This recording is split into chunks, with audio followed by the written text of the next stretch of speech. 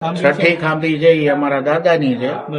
એની ઉપર જે ચણતર કરેલું છે જે તાજું દેખાય છે તું થોડાક ટાઈમ પહેલા જ કરેલું. અમારા દાદાનું પ્રકોપથી થયું છે એ. બરાબર. કારણ કે ત્યાં રસોડું હતું અને ત્યાંથી કચરો અહીંયા નીચે નાખતા. બરાબર.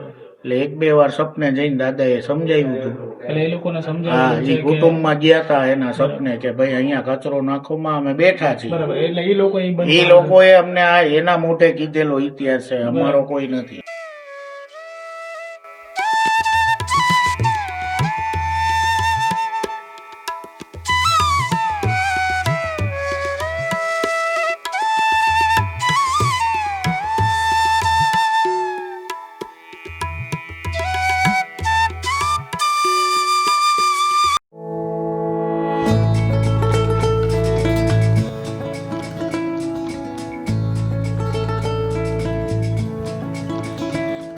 હાય ગાઈસ, તો મેં હું સોનુ और आप देख रहे हैं Sonu the Gujju traveller.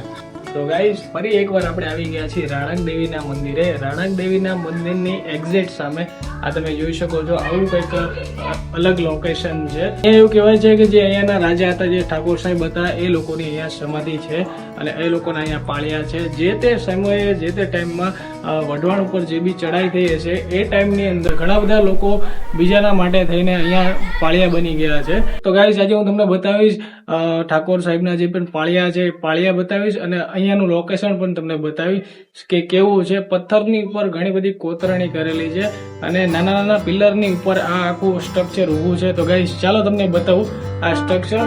Guys જો તમે આ પિલર કેવડા નાના નાના છે, કેટલી કોતરણી જૂની છે. જે તે સમયે રાણક દેવીના વખતની અંદર રાજા મહારાજાની વખતની અંદર આ કોતરણી કરેલી છે. આ હાથની કોતરણી કરેલી છે પણ તો પણ જો હજી સુધી આ કોતરણી અહીંયા છે તમે જો. અને ચાલો ગાઈસ અહીંયા પણ કંઈક અદ્ભુત ભૂલભુલામણી જેવો રસ્તો છે. અલગ અલગ નાના નાના કક્ષ છે જે રાજાની ટાઈમમાં એના કક્ષ કેવા હતા એ કક્ષ છે. અને આ જો એકદમ બારીક કોતરણી છે, એકદમથી નાની નાની કોતરણી છે પણ એકદમ મસ્ત લાગે છે. જો ગાઈસ અલગ અલગ નાના નાના જે પણ કક્ષ છે એની અંદર શિવલિંગ છે, શંકર ભગવાનની શિવલિંગ છે. આ તમે જુઓ ગાઈસ આ પથ્થરની અંદરથી બનાવેલો શંકર ભગવાનનો કોઠિયો છે અને અહીંયા શિવલિંગ છે.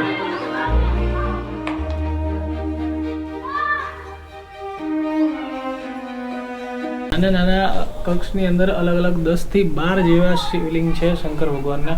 આ તમે જુઓ હરેક જેટલા પણ કક્ષ છે એની અંદર શિવલિંગ તો છે ને છે જ તે. અને આ જો આ કેટલો સાંકડો રસ્તો છે અને આ સાંકડા રસ્તાની અંદર પણ આટલી કોતરણી, બારીક કોતરણી છે ગાઈસ તમે જોઈ શકો છો. રાજા મહારાજા વખતની જે પણ આ સ્ટ્રક્ચર આખું ઊભું છે એ સ્ટ્રક્ચરની અંદર પૂરું પથ્થરનું કામ છે. કેમ કે ત્યારે કોઈ સિમેન્ટ, કેમિકલ કે કોઈ વસ્તુ હતી નહીં, એટલા માટે બધું પથ્થરથી બનાવતા હતા. તો તમે જો ગાઈસ કેટલું બધું પથ્થરથી બનાવેલું છે બધું. અને એ જો અહીંયા પણ શિવલિંગ છે, સામે નંદી છે. આ કક્ષની બહાર પણ જો તમે કેટલી કોતરણી, એકદમ બારીક કોતરણી છે.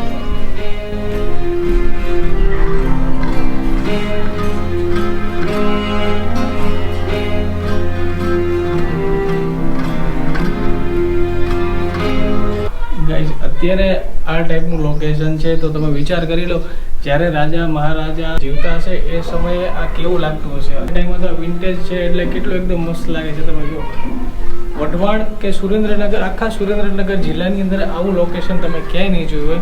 આ ફર્સ્ટ ટાઈમ હું તમને બતાવું છું કે વઢવાણની અંદર રાણક દેવીનું મંદિર છે એની અંદર આ નાના નાના ઘુમ્મટ તમે જુઓ કેવા છે નાના નાના.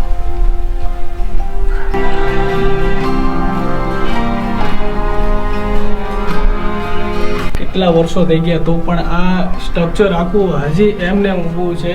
આ પ્રોપર્ટીને હજી કોઈ નુકસાન નથી થયું. તમે જો પથ્થરથી ઉપર બનાવેલું છે, કોઈ સિમેન્ટ નથી યુઝ, કોઈ કેમિકલ નથી યુઝ, તો પણ આ કક્ષ બધા આવી રીતે ઊભા છે ગાઈસ. તો આ અદ્ભુત વસ્તુ કહેવાય કે આ ટાઈમ રાજા રજવાડા વખતના ટાઈમનું જે પણ છે તો પણ હજી આટલી સારી એવી હાલતમાં આ જગ્યા ઉપર ઉપસ્થિત છે ગાઈસ. તમે જો વઢવાણની અંદર તમે રાણક દેવીના મંદિરની સામે તમે જુઓ છો તો આ પાળિયા છે. બેન દીકરીની ઇજ્જત, ગાયોના ધણ માટે, રાજાના હિત માટે, ઘણા બધા અલગ અલગ સારા કામ માટે થઈને આ લોકો અહીંયા પોતાનો જીવ ગુમાવી દીધો છે. એટલે અહીંયા પાળિયા બની ગયા છે. તમે ગાઈસ આ જુઓ, આ પાળિયાની ઉપર સિંદૂર છાપા માટે જે પેઢી દર પેઢી વારસાગતના જે પણ મેમ્બર્સ છે એ લોકો અહીંયા સિંદૂર છાપા કરવા માટે આવે છે. તો ગાઈસ તમે જુઓ, તો ગાઈસ આ એક ફેમિલી આખું અહીંયા આવ્યું છે.